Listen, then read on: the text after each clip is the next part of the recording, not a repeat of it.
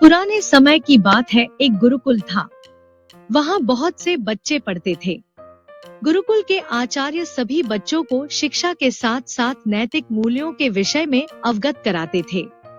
उसी गुरुकुल में 3 गहरे दोस्त बन गए थे, श्याम, जुगल और प्रकाश।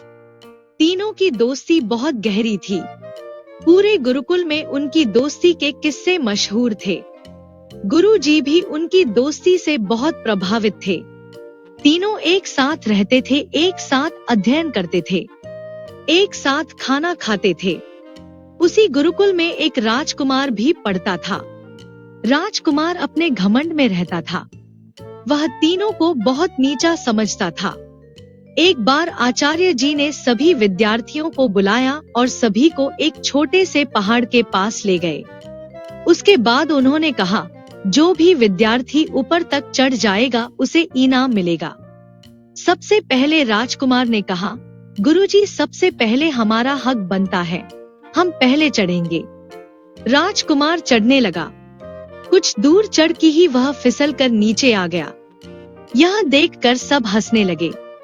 राजकुमार को बहुत गुस्सा आया, लेकिन गुरुजी के आगे वह कुछ बोल न सका। उसके बाद बारी बारी से सभी छात्रों ने कोशिश की, लेकिन जो भी चढ़ने की कोशिश करता फिसल कर नीचे आ जाता था।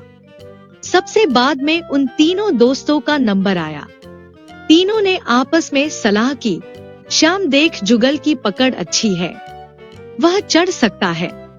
अगर हम तीनों कोशिश करेंगे तो कोई नहीं चढ़ पाएगा।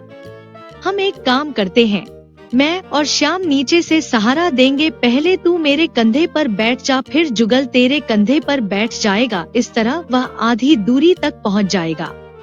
ऊपर ज्यादा फिसलन नहीं है, वह आसानी से चढ़ जाएगा। हम तीनों न सही एक को तो इनाम मिल जाएगा। यह सुनकर जुगल बोला, ठीक है भाई, जो भी इनाम मिलेगा मैं तुम दोनों के साथ बांट लूंगा। श्याम और प्रकाश ने सहारा दिया और जुगल किसी तरह ऊपर पहुंच गया। कुछ देर बाद तीनों गुरुजी के पास वापस आ गए। उनकी एकता देखकर गुरुजी बहुत खुश हुए।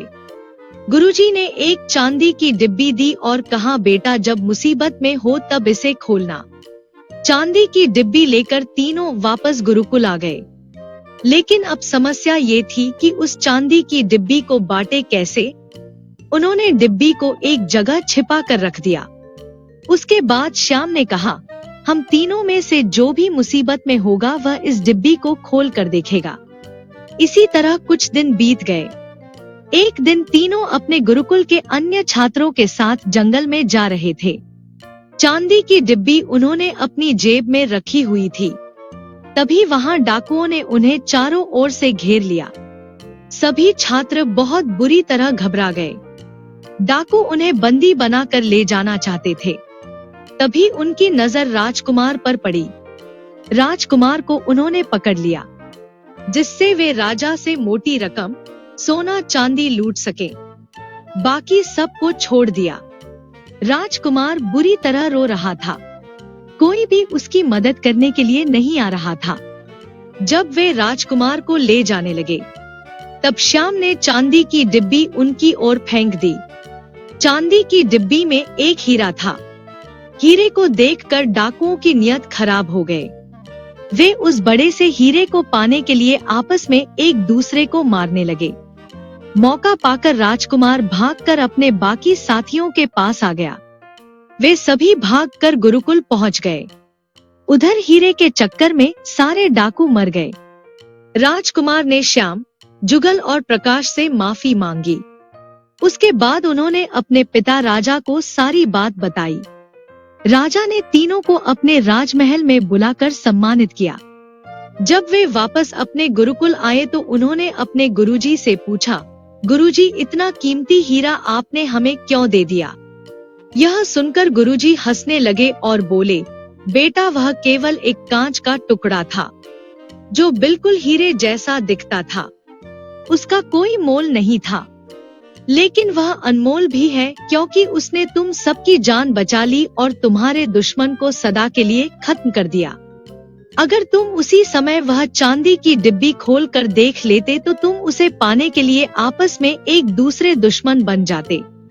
इसीलिए मैंने मना किया था। मुसीबत में तुम्हें हीरे से ज्यादा अपनी जान प्यारी लगी, इसीलिए तुम्हारी जान बच पाई। उस दिन जब मैं तुम्हें पहाड़ पर चढ़ा रहा था, तब तुमने एकता दिखाते हुए अपने साथी को ऊपर चढ़ाने में मदद की। गुरुजी की इस शिक्षा से सभी छात्र बहुत खुश हुए। कहानी की शिक्षा। सच्ची एकता और सहयोग किसी भी चुनौती का समाधान निकाल सकते हैं। इस कहानी से सीख मिलती है कि कठिन परिस्थितियों में आपसी समझदारी और नैतिकता से बड़े संकट को हल किया जा सकता है।